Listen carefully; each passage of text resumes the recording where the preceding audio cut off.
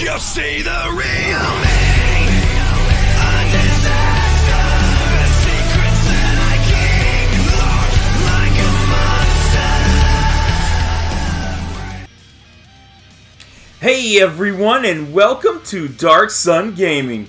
My name is Chris, and in today's video we're going to be talking about the Fight 10 Billion Power Warriors story events. Now, this may not seem like anything special. It's just something that's been out for a long time. I mean, as you can see there, it first came out April 3rd in 2019 on Global, and it's since been revamped to where you can actually have increased drop with Wicked Bloodlines.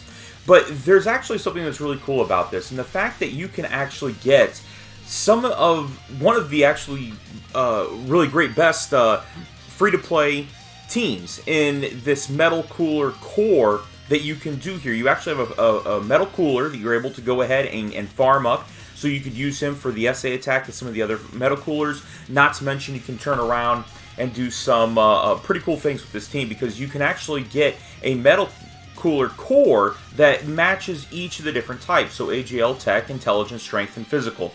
Now these right here are SRs, however, you're able to Dokkan Awaken them into a SSR. So, and then each one kind of has a different unique ability that really makes them viable.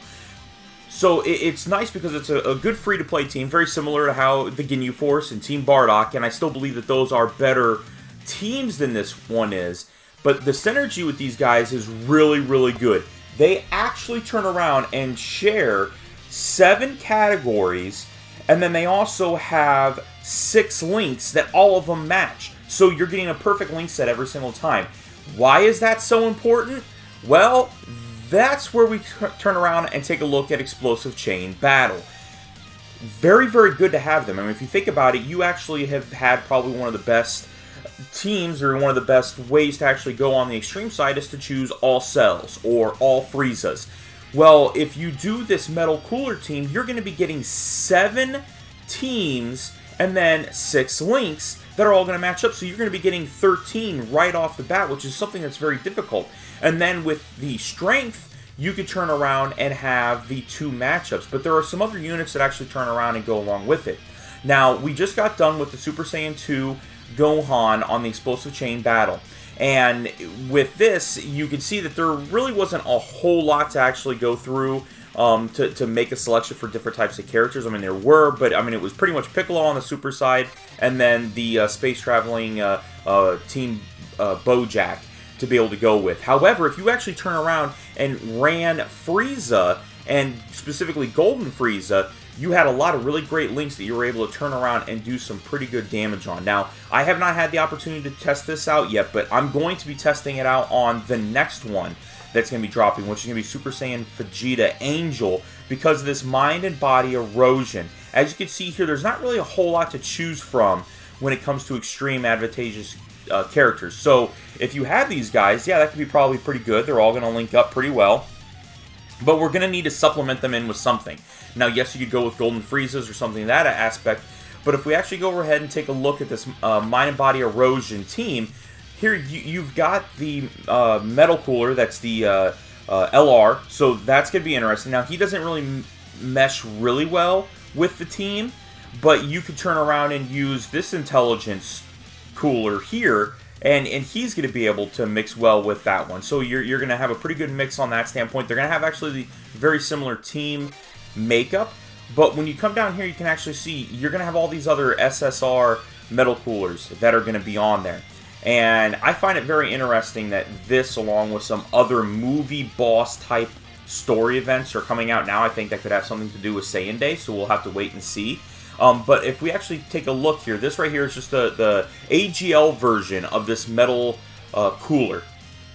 Now, you can see here the link set's going to be Auto Regeneration, Fusion, Deficit, Boost, Brutal Beatdown, Thirst for Conquest, and Strongest Clan in Space. So you've got 6 right there that they're all going to share. So you may not always have necessarily the typing, but again, if you turn around and have the Strength one, the Strength one will match with the Strength there. You have your one link based off of that, and you could possibly get a second one if you have a just regular cooler that is still going to have a pretty decent link set with the category aspect of it. So this is going to turn around and be pretty good, and you can see this passive. Wicked Bloodlines category allies get attack and defense plus 25%, and a chance to perform critical hit plus 5. That's pretty good. That's how they're all built. They're all designed that way. That they're going to be giving you a passive that's going to help every single person. Then you have here the auto generation. If you get them all over to link level 5, you're talking about plus 5 on HP, and then damage received negative 5%.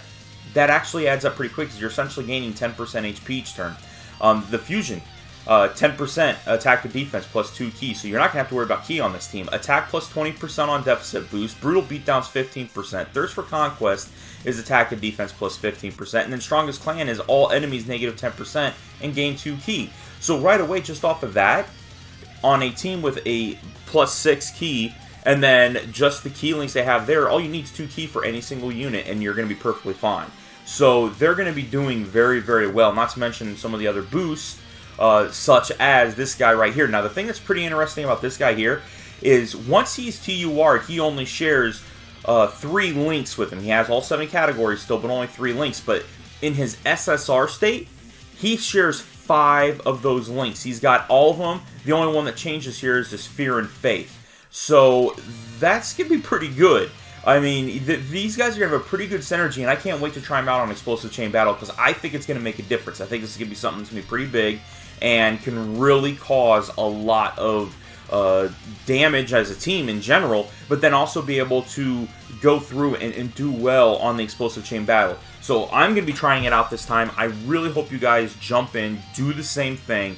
I really think this is something that as a free-to-play team is probably one of the best that we're going to be able to have. And knowing that then they could turn around and you're going to have, again, 7 categories here that they're all going to go through. We seem to get Terrifying Conquerors quite a bit and Resurrected Warriors.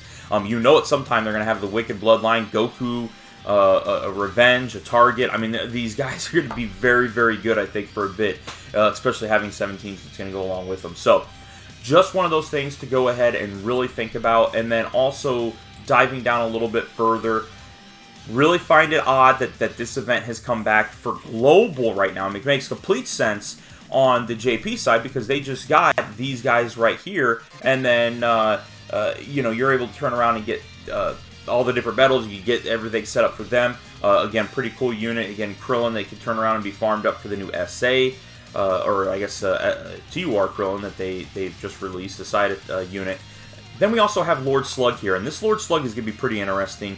Because of the fact of, like, why would they have dropped this out now? I mean, it's been out pretty recently. I find that kind of interesting. And then also the Strongest Rivals, which again, here it is, another cooler card that's really going to kind of help out there. But I find it interesting that they have all these guys coming out for Saiyan Day. So what is Saiyan Day going to have? I think it's going to be definitely a movies themed, and I believe that we could possibly end up getting that God Coup. That is, everybody seems to really be thinking we're going to get. And then also for the other villain aspect or the legendary summon, I could see something turning around and being a Broly. I know that's what everybody else is saying, but this right here is why I think they have a lot of these different events that are coming back that are movie-based. So that's just my thoughts and opinions on that. But any which way, that's today's video, guys.